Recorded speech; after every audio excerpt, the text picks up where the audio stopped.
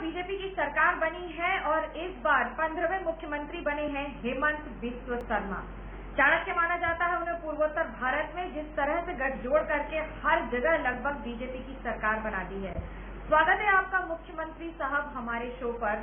हेमंत दा, सबसे पहले वो 3 बड़ी बातें जो आप अपनी सरकार के जरिए सबसे पहले करेंगे वो बताएं। मनोज्ञा, ये तो बोलने का अभी बात ही नहीं है कि कोविड पैंडेमिक को कंटेन करना और कोविड से लड़ना आज का दिन में वही सबसे बड़ा हमारा सामने चैलेंजेस है और हम लोग सब मिलके ये चैलेंज का सामना करना पड़ेगा।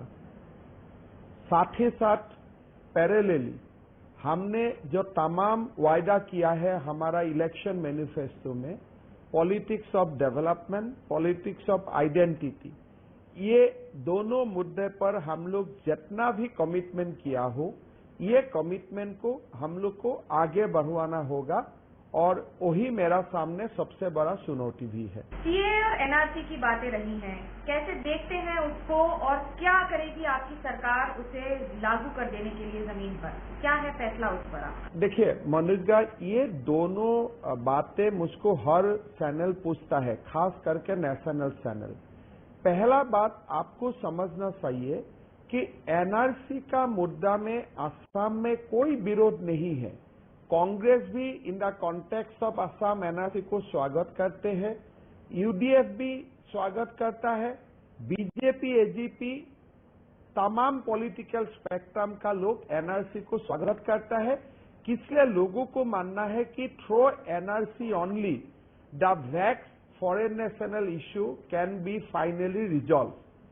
अभी एक एनआरसी का फाइनल लिस्ट निकाला, लेकिन सरकार का ये मानना है कि हमको सीमांत जिला में, भारत बांग्लादेश का जो सीमांत जिला है, उसमें एक रिविजिट का जरूरत है। सुप्रीम कोर्ट में हमारा एनआरसी कोऑर्डिनेटर ने पिटीशन दाखिल किया है। अगर सुप्रीम कोर्ट अलाउ करता है तो हम लोग एक बार 20% सैंपल हम लोग रिवेरिफिकेशन करने का हमारा मन है। तो ये रहा एनआरसी का मुद्दा।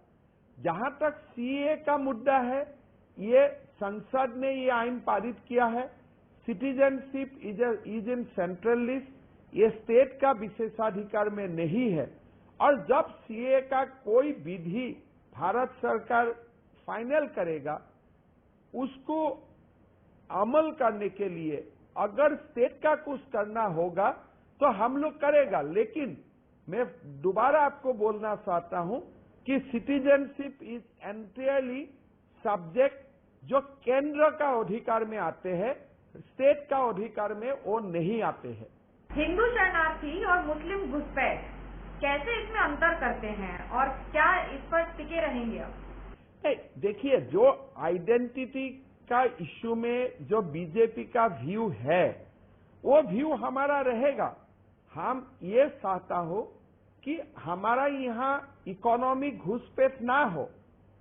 जो हमारा अपना सिटीजन के लिए हमारा जो सुविधा हमको करना चाहिए, वो सुविधा अभी भी हम लोग नहीं कर पा रहा हूं।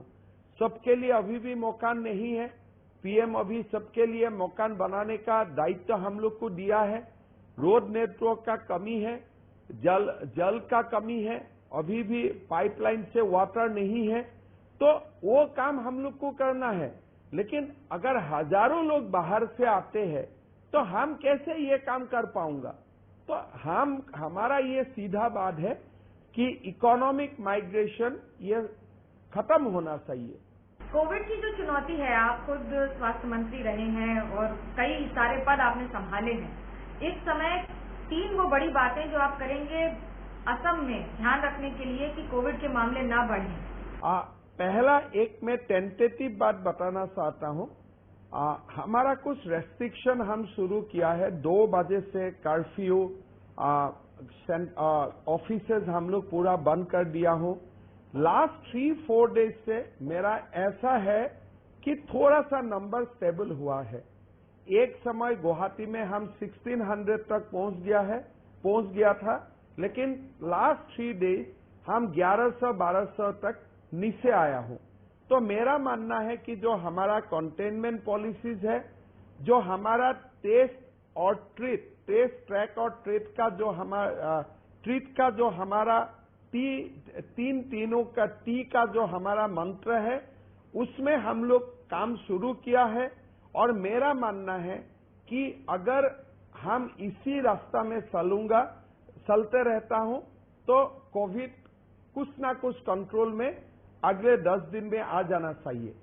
केंद्र सरकार के खिलाफ लगभग सारे नॉन बीजेपी राज्यों ने मोर्चा खोला हुआ है, लेकिन आप जब ट्वीट करते हैं तो कहते हैं हमसे ऑक्सीजन ले जाइए, काफी है हमारे पास। तो क्या आपसे कई लोग शिक्षा नहीं ले पा रहे हैं या आप ऐसा क्या कर रहे हैं जो आपके पास सरप्लस है? पहला बात, जब प्रधानमंत्री जी ने बोला था कि छोटा छोटा ऑक्सीजन प्लांट लगाओ हॉस्पिटल में, हमने 13 ऐसे प्लांट को खड़ा कर दिया था। 6 प्लांट का काम अभी हमारा चल रहा है। असम में ऑक्सीजन का व्यवस्था रहे, इसके लिए हमने पूरा पर्याप्त कदम उठाया।